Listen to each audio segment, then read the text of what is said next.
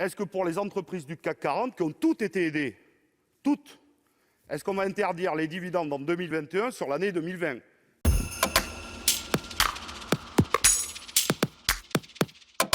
Là, très rapidement, Bruno Le Maire, ministre de l'économie, des finances et du plan de relance, avait appelé, juste au moment du confinement, la modération sur le versement des dividendes.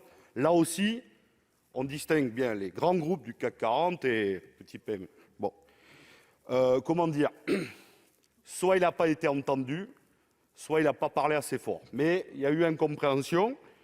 Entreprises du CAC 40, 100% des entreprises aidées, soit par un prêt garanti par l'État, soit par le chômage partiel, soit par l'exonération de cotisations sociales patronales, impôts de production, enfin bref, 100%. 2 tiers ont versé des dividendes. Et 8 ont même fait l'exploit d'augmenter leurs dividendes dans la période.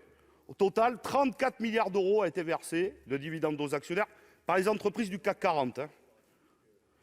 Donc là, il y a une vraie question.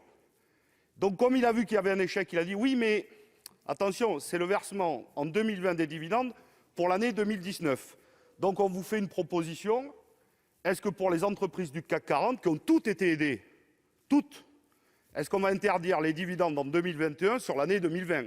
C'est une question.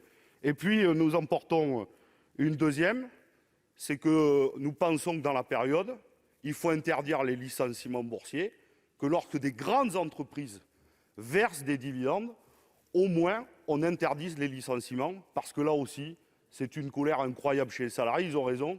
Quand ils voient beaucoup d'argent donné dans le plan de relance uniquement par les grands groupes privés, et qu'à la fin, c'est eux qui payent la crise, on ne s'étonnera pas qu'il y ait beaucoup de colère. Voilà, c'était les 2 propositions assez concrètes que nous vous faisions pour les salariés de ce pays.